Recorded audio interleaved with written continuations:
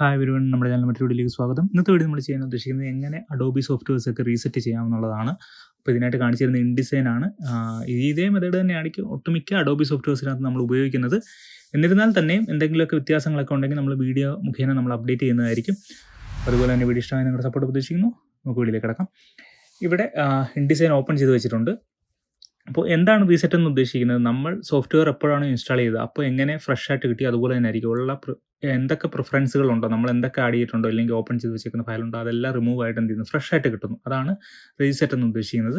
അപ്പോൾ ഇതിനകത്ത് ഞാൻ നിങ്ങളെ കാണിച്ചു തരാനായിട്ടാണ് ഇത് ജസ്റ്റ് ഓപ്പൺ ചെയ്ത് കാണിച്ചതാണ്. ഇതുപോലെ GFX മാൻ്റെ നേരത്തെ ഒരു നമുക്ക് വീഡിയോക്കകത്ത് കാണിച്ചിരിക്കുന്ന ഒരു ഫയലാണ്. ഇതൊക്കെ എന്ത് ചെയ്യും, പോയിട്ട് റീസെറ്റ് ആയിട്ട് കിട്ടുന്നതായിരിക്കും.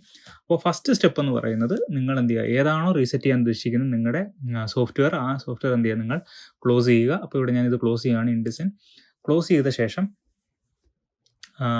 ആ ഐക്കണിൽ വന്ന് ഡബിൾ ക്ലിക്ക് ചെയ്ത് ജസ്റ്റ് ഒരു വട്ടം ഒന്ന് ക്ലിക്ക് ചെയ്ത് വെച്ചേക്കുക.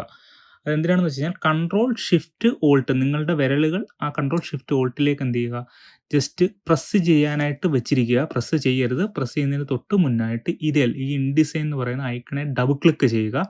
ഡബിൾ ക്ലിക്ക് ചെയ്യുന്നതിനോടൊപ്പം തന്നെ അത് പ്രസ് ചെയ്യണം. അപ്പോൾ ഞാൻ ഡബിൾ ക്ലിക്ക് ചെയ്യുന്നു. തൊട്ടടുത്ത മൊമെൻറ്റിൽ തന്നെ എന്ത് ചെയ്യണം, നിങ്ങൾ അവിടെ Ctrl+Shift+Alt പ്രസ് ചെയ്യേണ്ടതായിരിക്കും. ഞാൻ കാണിച്ചു തരാം.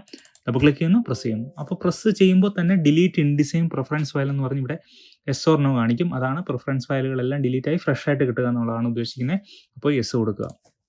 ഇത്രയേ ഉള്ളൂ, സിമ്പിളാണ്. അപ്പം നമുക്ക് നോക്കാം അത് ആ ഫയലുകളെല്ലാം പോയിട്ടുണ്ടോ ഇല്ലയോ എന്നൊക്കെ ഉള്ളത് നമുക്ക് നോക്കാം.